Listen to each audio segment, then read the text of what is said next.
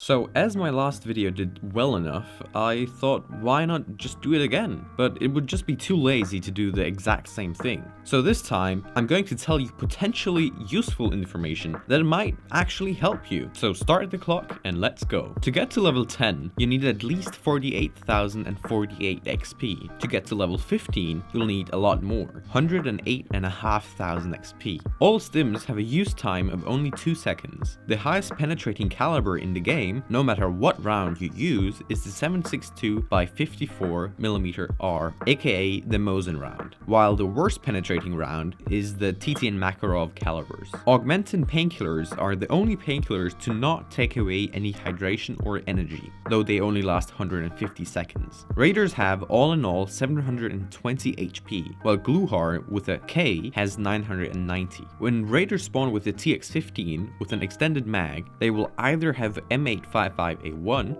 or M995. If they spawn with the AK-104 with the Valde scope on, they will be using BP ammo. So pick that shit up, it's hella expensive. Golden Star Lip Balm is the painkiller that lasts the longest, 400 seconds. Next to that comes the morphine injector and the Vaseline, both at 300 seconds. Both Rishala and Killa have a spawn chance of 38%, while Gluhar is at 43, German 39, and Sanitar at the lowest with only a 35% spawn rate. Raiders spawn in either groups of 3 or 4. PMCs can spawn into a raid if the server isn't full up to the 10-minute mark. There are usually 2 spawn waves for player scavs, all depending on what map you are playing of course, but generally the first one is at the 10-minute mark and the second one being much later. It also depends on how many PMCs are still alive in the raid. Both the AI2 medkit and the IFAK heal the least, with only being able to heal 50 HP points at a time, with a Grizzly kit being able to heal the most in one go, 175 HP points. Personal tip: generally try to avoid shooting AI scavs, as they are useful for early warning against PMCs and do not contain a lot of loot anyways. If you are enjoying the video, then please like and subscribe, as it really helps out more than you can imagine. Thank you, and enjoy the rest of the video. Each skill has several stages of progression speed while being in raid. At the beginning of a raid, skills progress at a rate of 129, denoted by a blue arrow upwards, until a first unique threshold to each skill is reached. Upon reaching the first threshold, the skill will level at its usual rate, denoted by the lack of an arrow. This behavior remains true until a second threshold is reached. Once the second threshold is reached, the skill will receive a 50% penalty in leveling speed, denoted by a red arrow downwards. After 3 minutes of not leveling a skill, the progression speed penalty is lessened to 25%. If a skill is not leveled for 16 minutes, the skill progression speed goes back to normal. Any further leveling of the skill past this stage will reapply the 50% penalty within a smaller period of time. To get to level 70, you will need 10 million XP. The new, or not so new anymore, hideout management skill decreases fuel, air, and water filter consumption, 0.5% per level, and increases all percentage bonuses from zones, 1% per level. Plus, it gives you more fuel space amongst other things. A contusion lasts 60 seconds. Tunnel vision is only 15 to 30 seconds long. Each player has a reputation value, starting at 0.20, which affects their number of offers and the view other players have upon their offers. Reputation is gained upon successfully completing deals, aka selling or buying stuff on the flea market. Every 50,000 rubles gained from deals incrementally increases the player's reputation. Reputation is lost whenever an offer is not fulfilled, removals included. The most efficient storage device in the game currently is the dog tags case, with being only 1x1 and having 100 slots, giving it an efficiency of 100. The most efficient case that can store everything is of course the thick case, with an efficiency of 13.06. It can't store other cases, of course. The melee weapon that does the most damage is the M2 Tactical Sword. It also has the longest range, with both stab and chop having a max effective range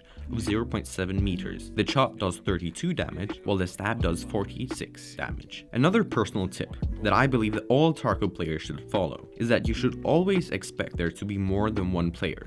If you insured your stuff with Prapor, then you'll get it back after 24 to 36 hours. If you insured with Therapist, you'll get it back 12 to 24 24 hours later. Keep in mind though, you only have about 72 hours to claim it all, before it goes to good old Daddy Prapor as a donation to the poor hatchlings of WYCC. Stun, flash, and disorientation lasts 10 seconds. If you are hard dehydrated, then every limb loses 3 HP points every 3.5 seconds. If you get Mastery level 3 on a weapon, you can reload that weapon while aiming down sights.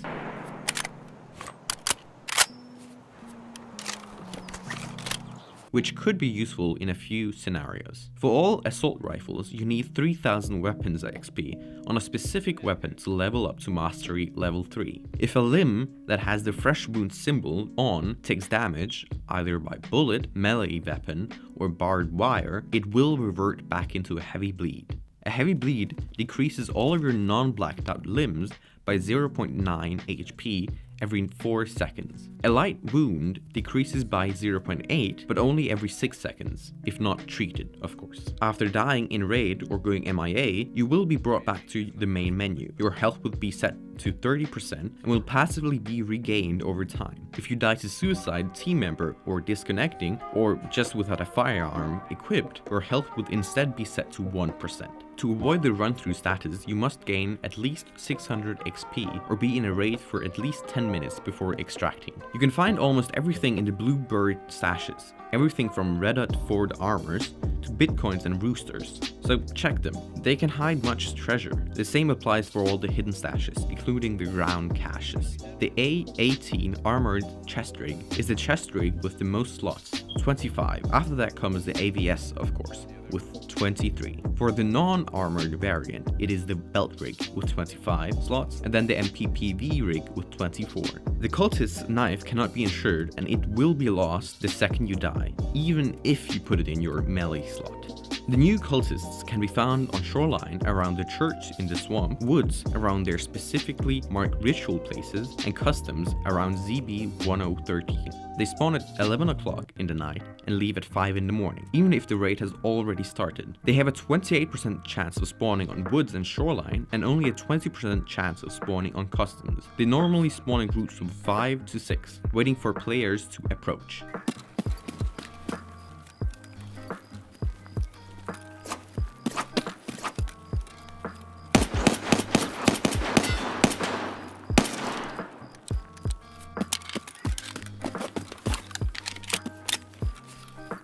They silently approach their enemies and stab them using either normal knives, or in case of a priest, the poisoned cultist's knife. If fired upon, the cultists will return fire using firearms and grenades. After they attack a player with their knives, they may choose to run off into the woods again,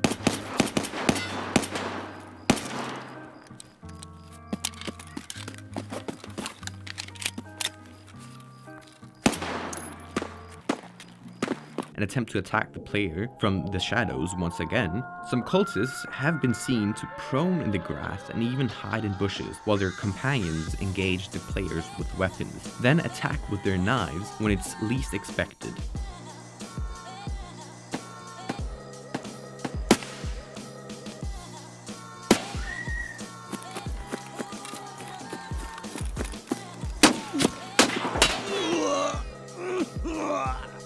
Additionally, cultists have been seen to stalk players and open fire on them unprovoked, even if they must travel away from their marked circles. Players should be extremely cautious, as the cultists use ammo with high penetrating power, yet rarely spawn with grenades. Cultists may spawn with a variety of armor, ranging from no protection at all to class 6 armor, so watch out.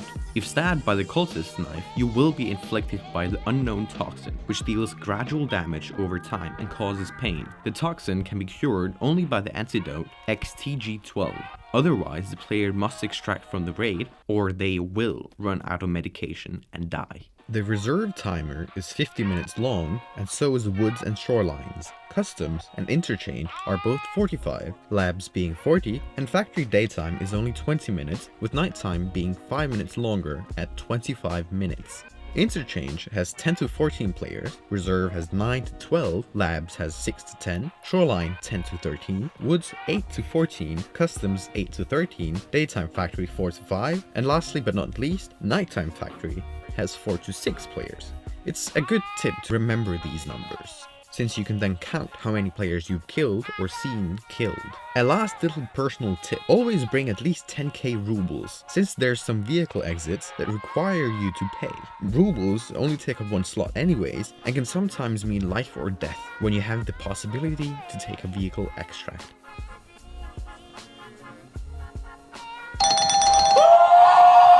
If you made it this far, then please consider subscribing and leaving a like, since it helps out more than you can imagine. See you next time.